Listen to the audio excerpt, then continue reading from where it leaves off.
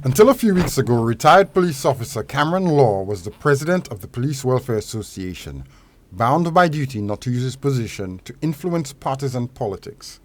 But today, just weeks after his retirement, the former PWA president seems to be urging police officers to consider the present government disrespectful and uncaring. The November retroactive payment does not reflect on the salaries of police officers. This is a sign of disrespect to you police officers. Continued disrespect. Law's WhatsApp voice note to active duty officers apparently stems from an agreement in which the government was to give retroactive payments to officers in two parts. The government promised police officers to pay them retroactive payment on their allowances based on the collective agreement. These payments were supposed to have been in two parts. One part was supposed to have been paid in October, and the second part in November.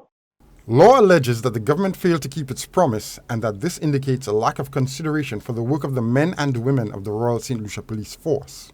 This is a sign of a government who does not care about the livelihood of a police officer.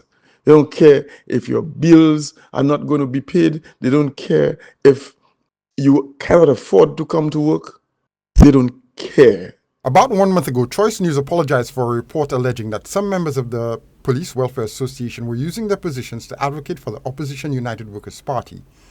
The PWA insisted that the allegations were false and possibly malicious, threatening legal action. Now that he has retired, the former PWA president seems to be exercising his constitutional right to do exactly what he threatened to sue Choice News for alleging. Today, on Election Day, Law urged officers to verify his allegations that the retroactive payments have not been made. To check your salaries, check your online banking. And I speak to that because I know I was the one who completed the negotiation. So, ladies and gentlemen, police officers, today is D-Day. Soon after his retirement, Law issued a social media post where he repeated the opposition slogan, "The code is yellow," indicating his personal preference.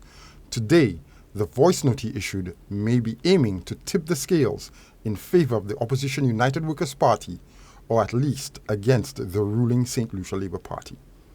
For Choice News Now, I'm Jason Seaflay.